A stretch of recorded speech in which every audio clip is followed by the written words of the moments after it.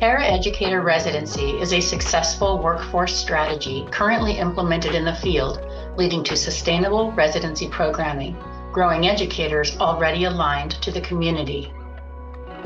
Resident teachers hired as paraeducators allows teachers in training to retain their employment with salary and health benefits, while in coursework to become a credentialed teacher.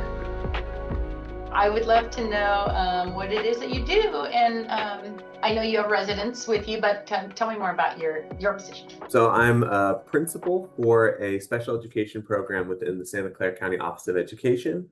I operate 16 classes across 5 school sites, supporting students from TK through exit of our program at age 22.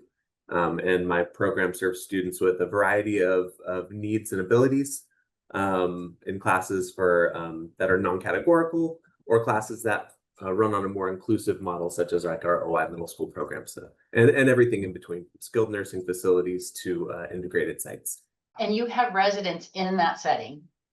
I do. So when the residency program started, I had residents in my medically fragile program. As residents worked their way through that program, folks talked to each other, and I ended up getting more people kind of signing up for that. So I now have a resident candidate in one of my other sites as well. So we're kind of expanding on some of the places that are supporting residents.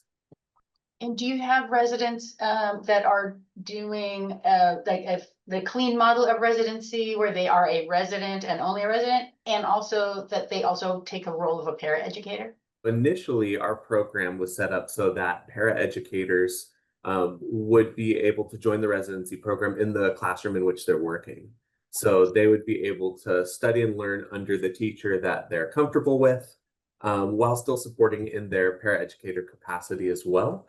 So it worked really well as far as a model for keeping support in the classrooms, not having to pull those people away, but also giving them kind of a comfortable support system as they navigated some of the kind of finer points of classroom management, lesson design, all those kinds of things. Okay, so let's go back to the paraeducator model. Mm-hmm. We have some programs that are interested in trying that out. It sounds like in your case, this was already a paraeducator, and so now they get to take on some new responsibilities as they slowly move into the teacher role. So what is the benefit of having your resident also be the paraeducator? So we started kind of working towards this anyways. I was happy when the model opened up, because whenever I hear of a paraeducator with a bachelor's degree, for example, I go and talk to that person right away and see if they're interested in applying for a sub-teaching permit. So if we can get them a sub-teaching permit, then on days when we aren't able to source a substitute, they're able to step into that role. And we do contractually something called non-permanent reassignment, where they get a differential pay rate for stepping in as a substitute teacher when those roles aren't filled. And then we backfill the paraeducator position to make sure support's there. So we were already trying to get, or at least I was, as many of my paraeducators with bachelor's degrees sub-teaching permits anyways, to get them more experience there. And then as the paraeducators either enjoyed that experience and were looking for more opportunities, or not, I could kind of steer them in the direction of some of our other internal credentialing programs. So when the residence program popped up, where they wouldn't have to necessarily separate from their full-time employment as a paraeducator, it offered a cleaner pathway for that, where they could maintain their current position, any seniority status. They wouldn't have to give up some of their pay. So it was a pretty desirable experience. So I already had a group of paraeducators that I knew had degrees, basically had all the prerequisites met, and had some teaching experience from serving as substitutes in my program. So it just seemed like a really natural transition for them to step into that. And again, it helps me to maintain support in the classrooms. I don't have to pull that individual away, so the students are supported. And it gives them a kind of a setting that they're comfortable in to work on honing those skills. They're working alongside colleagues that they're comfortable with. They're working alongside a teacher that they know and are comfortable with, which allows for more fruitful conversations.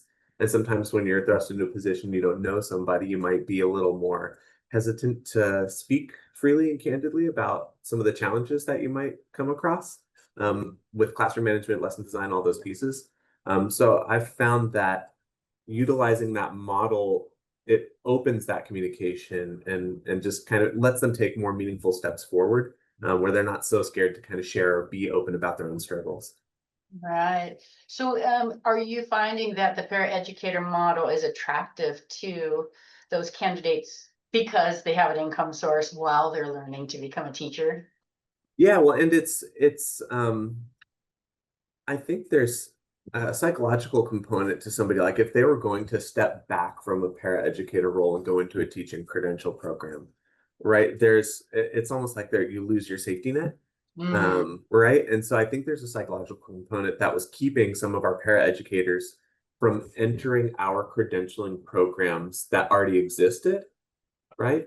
This and gave them sort of a easier stepping stone and a more comfortable stepping stone where they wouldn't have to feel so vulnerable and potentially displaced from the role that they're in.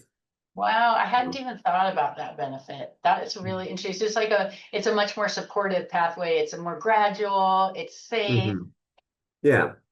So have you experienced anything about it that's messy that another implementer would need to be aware of?